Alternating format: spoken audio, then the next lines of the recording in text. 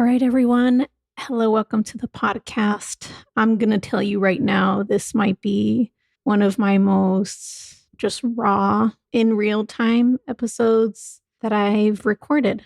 Today, we're going to be talking about support and community. And this is the last episode of this series. Although, you're going to keep hearing from me on the podcast, talking about all the things that need to be talked about.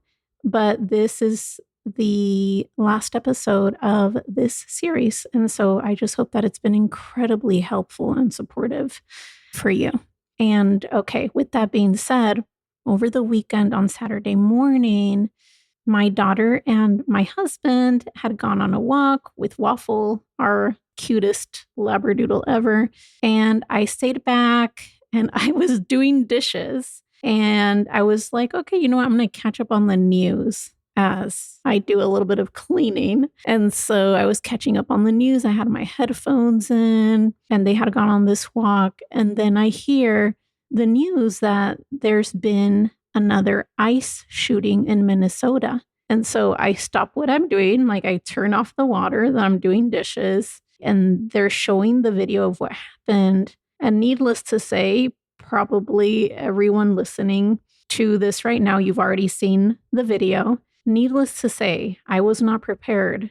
I was about to witness on my phone a video of a man being murdered by ICE. And they shot him not once, not twice, 10 times. And I was just standing there in my kitchen, like my body was processing, how is this real? And of course, that is not the only loss or tragedy happening in the world. Unfortunately, that is not the only loss or tragedy happening in the world. That was horrific to witness. And I know so many of you will be listening and can probably remember where you were when you saw this news and remember how you felt in that moment and probably felt maybe for the rest of the day. I know for the rest of the day, just felt like sick to my stomach. And now fast forward a few days, it's Tuesday morning for me. I had planned this morning that I was going to record this podcast episode as soon as Gianna left for school. But actually, that's not what happened because actually now it's almost time to go pick her up from school. But what actually happened this morning, and I'll back up to last night. Last night, I received information from one of my loved ones that ICE was in our communities, actually literally in her neighborhood. She could hear the helicopters. She could hear what was happening. And so that was last night.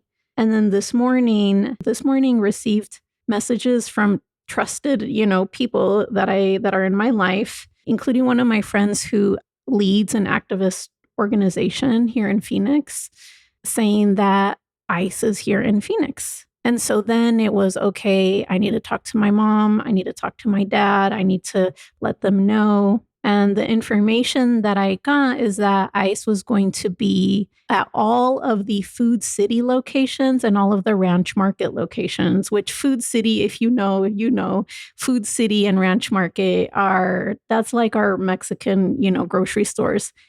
And I shop at those grocery stores. Like I go to Food City, I go to Ranch Market. I go there because I always know, I don't go there always. Like that's not the only place I shop at, but I go there all the time because I know that I will find the things I want to find to make the things we want to cook and eat.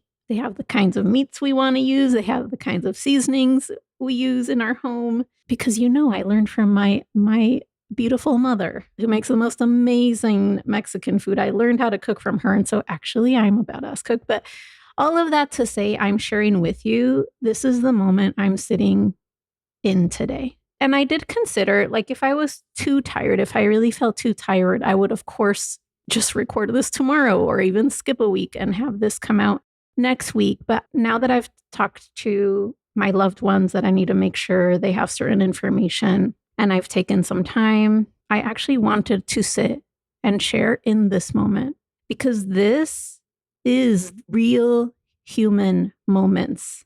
This is, for me, what I am navigating today in my life. And so when I sit here and record and share with you, it's not just like, oh, that would be nice out of a textbook, but not really great for, real life. That is not the point.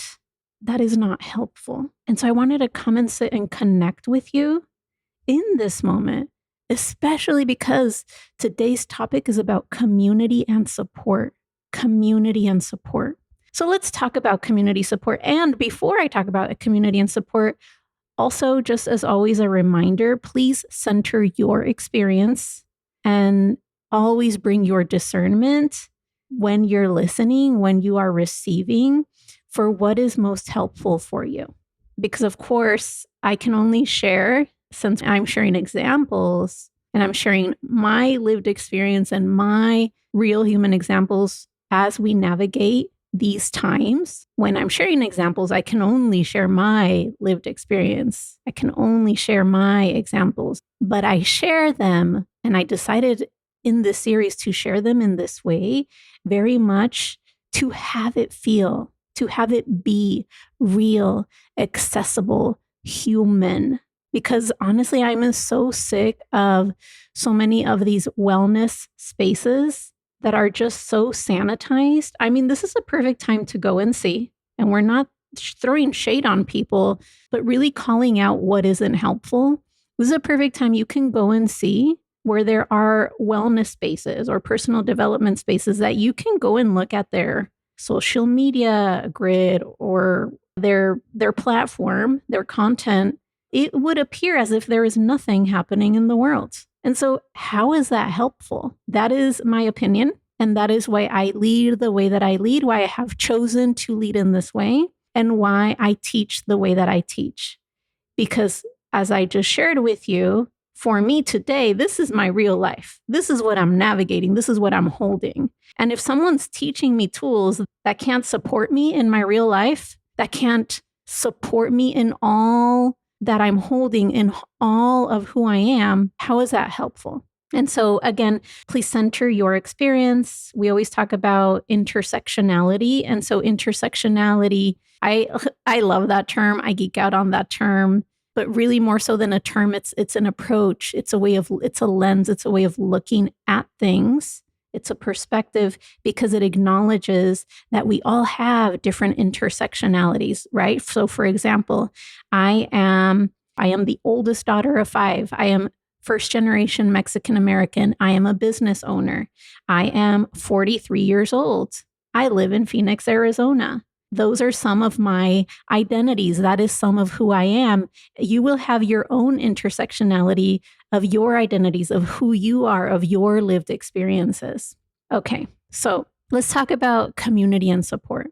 And it's actually really a beautiful, it is a beautiful moment for me to talk about support and community. It's a heavy moment for me to talk about it because of everything that I just shared. Like, trust me, I had my moment this morning as I was communicating with my mom and my dad of like how real of a situation this is and how real the concern.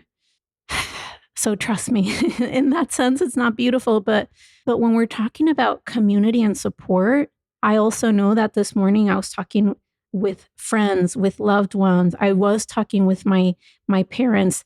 As soon as I found out information, like, let me tell you the beauty that I see in it, okay? But of course, we're not gaslighting. We are not erasing the situation or what's being navigated. But let me tell you what I see that I'm feeling as beautiful in this moment, which is the community and the support. This kind of like it takes a village approach and experience.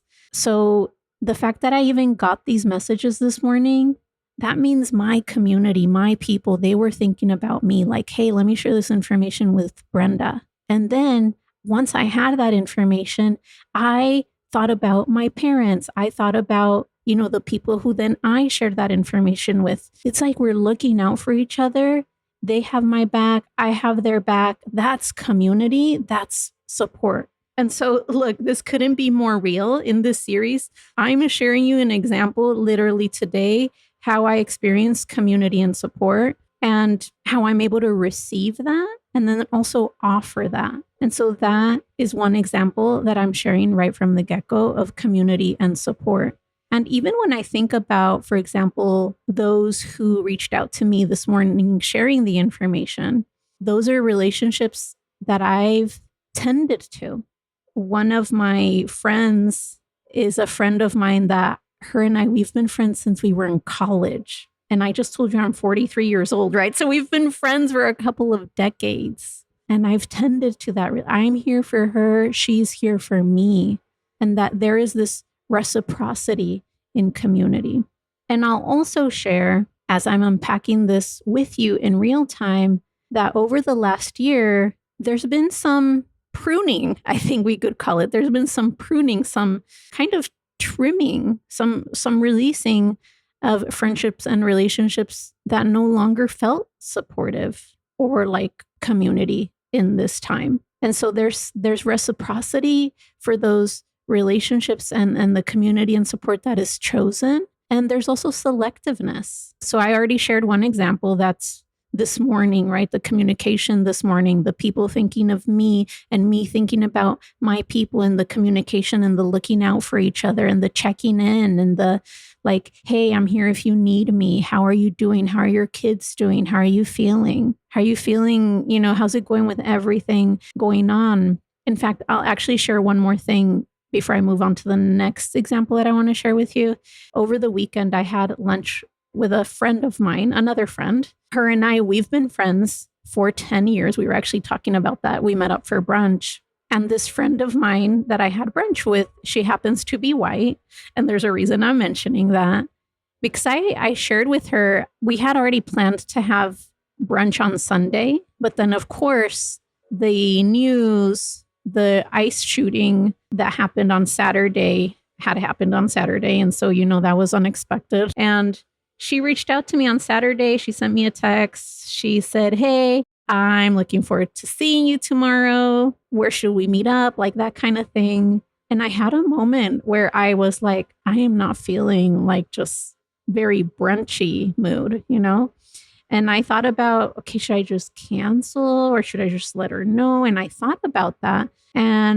And I decided to share with her, hey, here's how I'm feeling. And even though we've been friends for 10 years, we've never been in this current, you know, climate or situation. So I could sense my own vulnerability in sharing with her exactly how I was feeling and how the news had affected me from the morning. And I didn't really know how was she going to respond. I mean, obviously, I'm friends with her, so she is an amazing human. She has a beautiful heart, but there's still an aspect of vulnerability there, right? With my level of honesty that I was sharing with her, how I was feeling, and then I basically said I shared that with her, and then we adjusted our plans a little bit, but we still met up.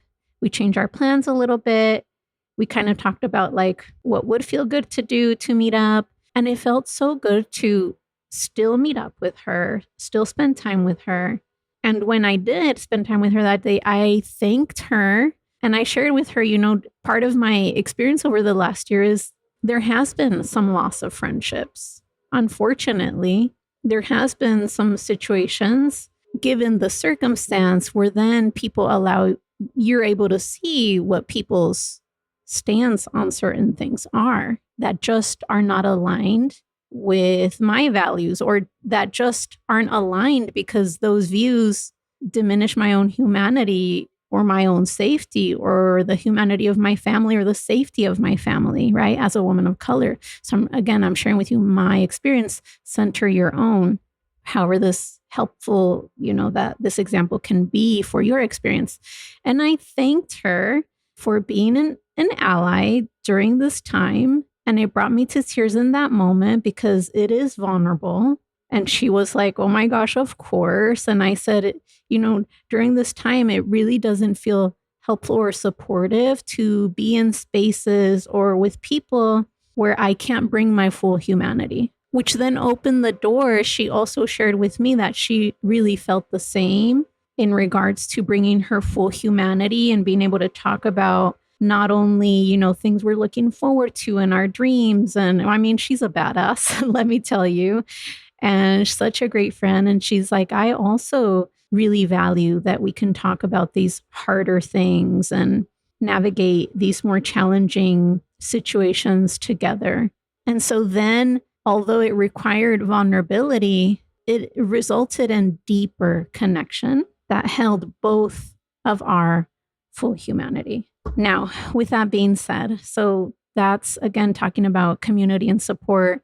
And I just shared with you some examples more related to friendships, but really thinking about for yourself, what is community for you?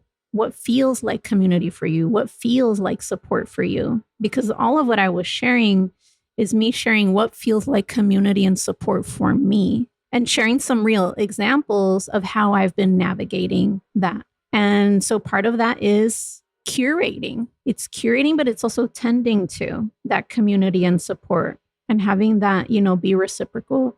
So I think that that's what I'll share about that. The next thing I'll share is over the last year, this will be my second example. Over the last year, I joined 2 coaching communities.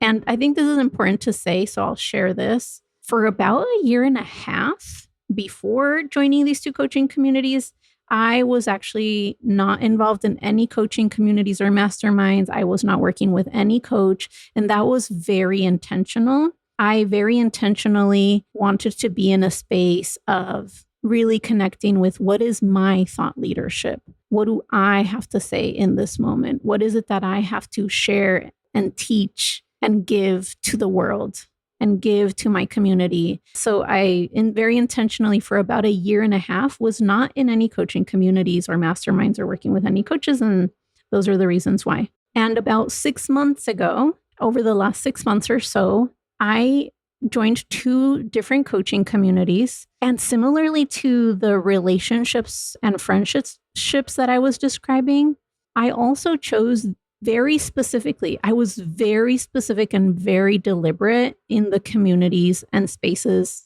that I joined because they had to be aligned with my values and they also needed to be holistic. Again, that element of being able to bring my full humanity and not erase or need to leave out what is actually real and true in the world, what's happening in the world. And so one of those coaching communities, this is really not like promotion, but if you're listening and this feels helpful, one of those coaching communities is actually a mastermind. It's a mastermind that is specifically for daughters of immigrants that are business owners. And that has been so incredibly supportive. I can't even tell you how incredibly supportive it has been. And then I also joined another community that was centered around ancestral wealth and supporting humans of the global majority as they build post-capitalist wealth in their businesses, but doing in a way that's not extractive and that is really conscious about the collective and positive impact to the collective. And that was also so supportive. Like both of these communities that I'm describing and sharing with you and the coaches facilitating each of those communities, I cannot speak more highly of. And being in those spaces felt like a hug. I mean, I'm pretty sure that I cried the day when I just entered into a space that felt so aligned, so holistic, so supportive, like, hey, this is a space we're here to support each other in community. Each person, of course, has their own individual journey, but just so aligned and so holistic.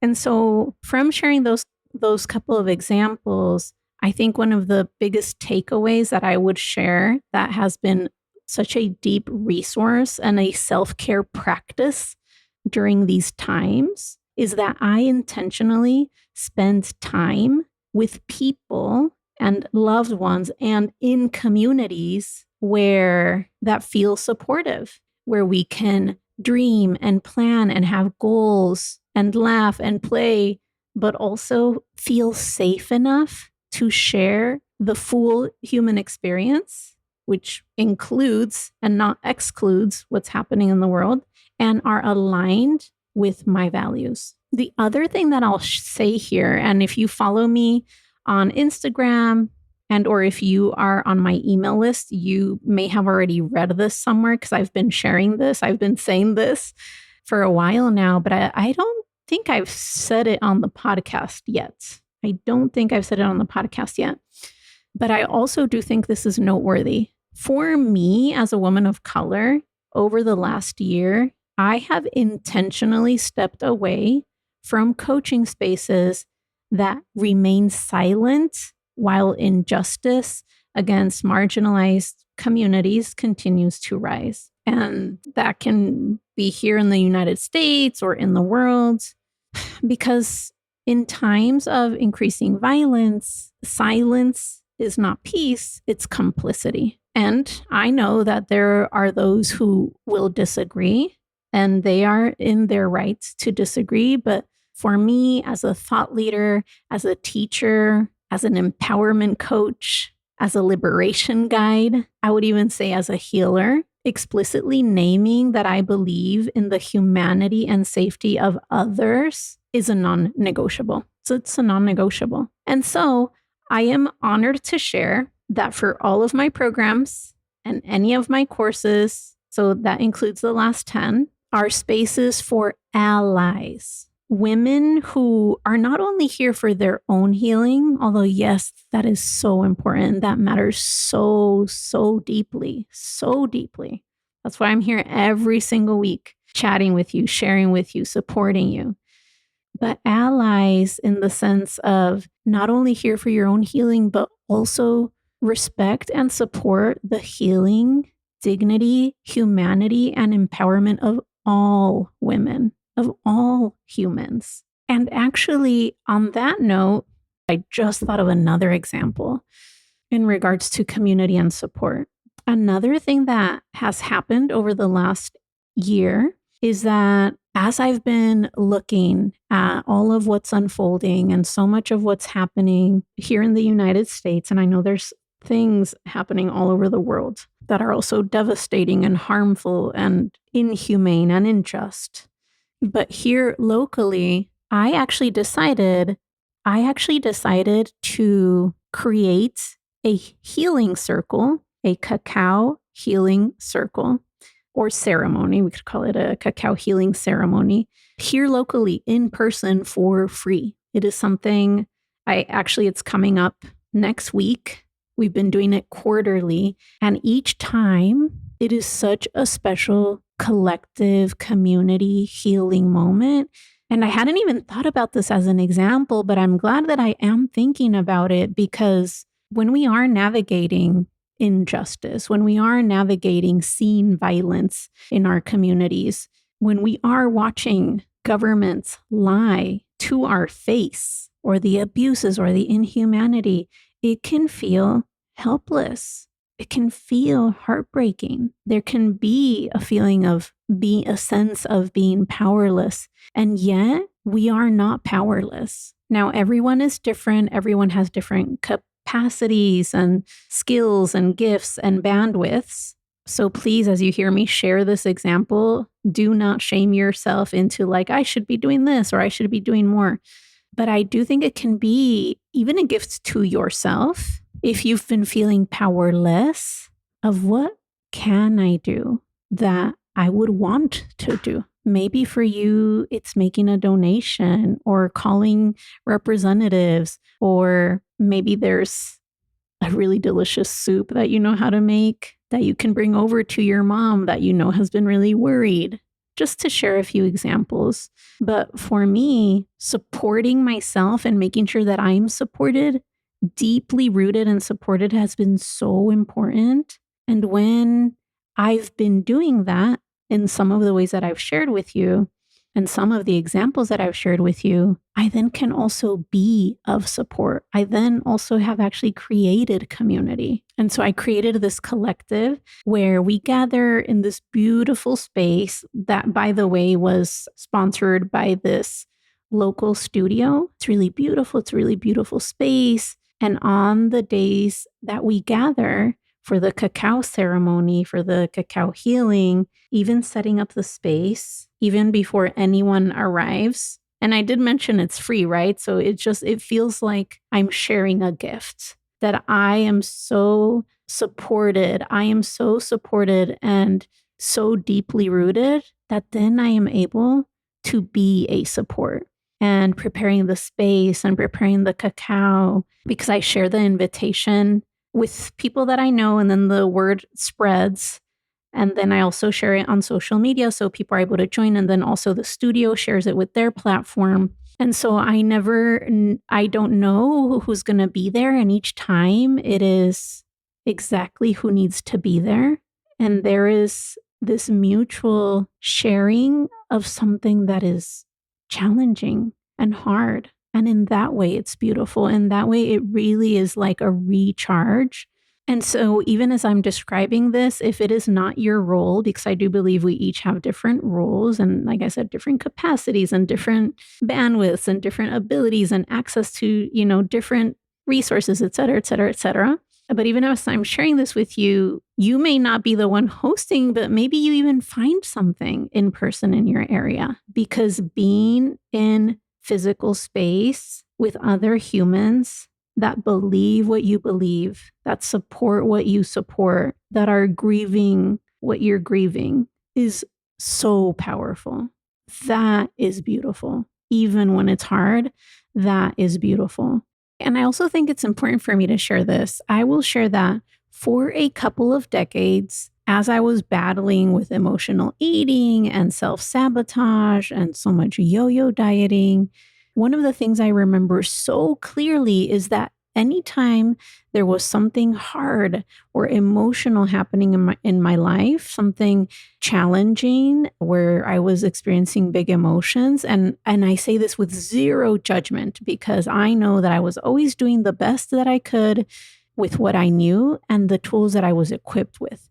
But I remember anytime there was something hard or emotional happening in my life, I felt as if food was my only go-to when things felt hard.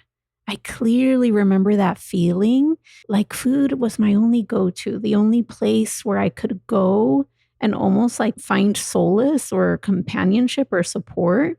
It's interesting to say that now, because in hindsight, of course, I can see like food was not those things. Food was not actually support. But again, I say with zero judgment, zero shame, it was what I knew, and it was me doing the best I could with the tools that I was equipped with, or lack of tools that I was not equipped with. But now, as I've been sharing with you, that is so far from my lived experience. That is so far from the truth.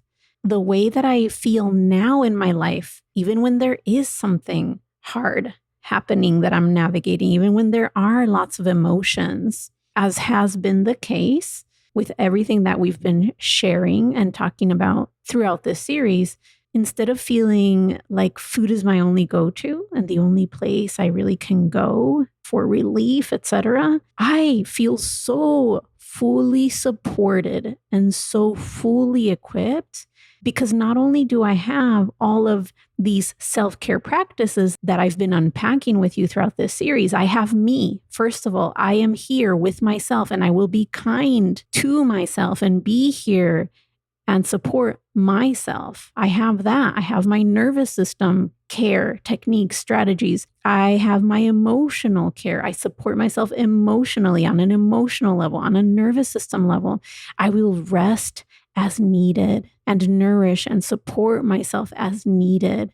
I have my ancestors and ancestor resilience, and I have community. I have support. And so I've deeply rooted not only in my self-care strategies, which I've shared throughout this series and we've done a deep dive on each one. Not only have I deeply rooted in self-care strategies and practices to nourish myself, support myself at every level, but also in community and support with others. And that is powerfully reciprocal. In fact, check this out. You're part of it. You're part of it with me right here, right now. I'm sharing with you. You and me, we're in community right now together. And so food is not the only go-to. We are not alone. We are in community and we have each other. Community is medicine. Support is medicine.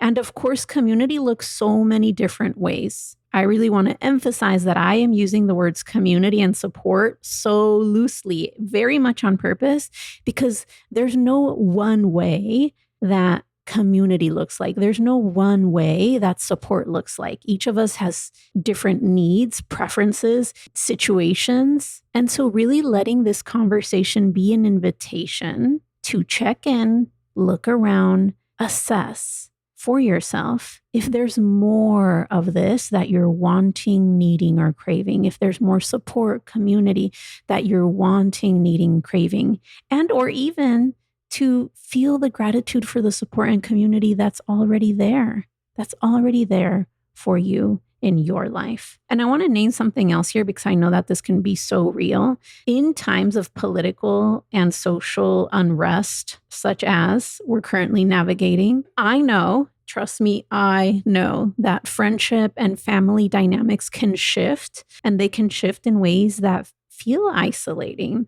And it's something we definitely don't talk about enough. As I shared with you earlier, there's a number of my friendships that have shifted. And of course, there's been loss, grief, disappointment, but also so many friendships that have deepened, whose roots have grown deeper. But again, just naming that the shifts in friendships, family dynamics, community are something that many of us experience, and taking a moment to name it because we definitely don't talk about it enough. And it's so real. The emotions around it are real. How it shows up in our lives are so real. And so what can community be? Community can be family, community can be friends, community can be meetups, community can be getting out on the streets and protesting and the people that are around you. Community can be so many things and look so many ways. And what can support be? Support can be loved ones, friendships, etc. It can also be a therapist, a spiritual guide, a life coach, a mentor. It can be something that you pay for, someone who's in your corner and you've invested to have that support. So professional support, we could call it. That is also support. They are there supporting you if that's something that is available to you. And there's those supports we don't pay for with money. It's those relationships that deepen and grow and are reciprocal in nature. A neighbor, a colleague you've worked with for 20 years who now is also the godmother of your kid, a friend from college that you've known now for 3 decades who's basically a sister, just to give a few examples. But what I want to do instead of, listing examples, I want to offer a couple of questions that you can ask yourself. What does community look like for me right now? What does support look like for me right now? And these questions are simple, but they are profound. You could take each of these questions and journal 2, 3, 5 minutes for each of these and see what comes up for you. And by the way, of course, if one of the things that you are needing and wanting is a community of like-minded women, as you are on your journey, healing your relationship with food, healing your relationship with your body, and you have weight-related goals, but you also refuse to do weight loss anymore in a way that replicates the very systems that caused harm in the first place, I absolutely want to invite you to come and join me in my community, the community that I have created and designed and curated with you in mind. If what you're wanting and needing and craving in this season of your life, in this moment of your life, is a space for healing and results as you're on your journey, and a space where we are no longer interested in results without healing our relationships with food, with our own bodies, and creating change in a way that is aligned and holistic, where you can bring your whole humanity. This is how I've created the last 10. It's a place that I hold sacred, and the work that we do and how I support my clients is unlike anything else out there. And so, of course, if this is a space that you are needing and wanting, come and join us. And I am very proud to say that this place and this space, this community that I have built with so much love, is specifically not only holistic, but also decolonized and anti-racist, because I believe it is essential, especially when we're talking about nervous system, when we're talking about healing, that we're not just replicating systems that have created so much harm for generations of women. So I want to invite you. I would love to have you. I can't tell you how often I hear from my clients over and over, Brenda, thank you so much for creating this space. I've never experienced this kind of support in this area of my life, and how much it changes everything. So come on over. I would love to have you. I would love to be your support, be in your corner, be cheering you on, be holding space as you are navigating this season, this chapter of your life, and also experiencing breakthroughs and healing and moving forward in your own journey as you desire. And all the details are at brendalomelli.com. And so I'm going to wrap up this episode here. Thank you for having joined me in this series. I hope that everything that I have shared in each episode, we've talked about being gentle with yourself or being kind to yourself. We talked about emotional processing and emotional self-care. We talked about nervous system care. We talked about pleasure and joy. We talked about sacred rest. We talked about ancestral resilience, self-compassion, especially when coping strategies or old habits are coming up for you. And today we are wrapping up this series talking about community and support. And so, as I mentioned, I am deeply honored that my programs, my courses are spaces for allies, women who are committed and here not only for their own healing, but also respect and support the healing, dignity, and humanity and empowerment and liberation of all women. And so if that sounds like a space where you would love to be supported, if that sounds aligned and like what you are needing, a space that's aligned and also holistic, that you're able to bring your full humanity and be supported in that way, come and join me inside of the last 10. I would be honored, deeply honored, to be a support for you on your journey. All right, my sister, I'm sending you tons of love. Please continue to take such great care of yourself. It is what we deserve. I'll talk to you soon.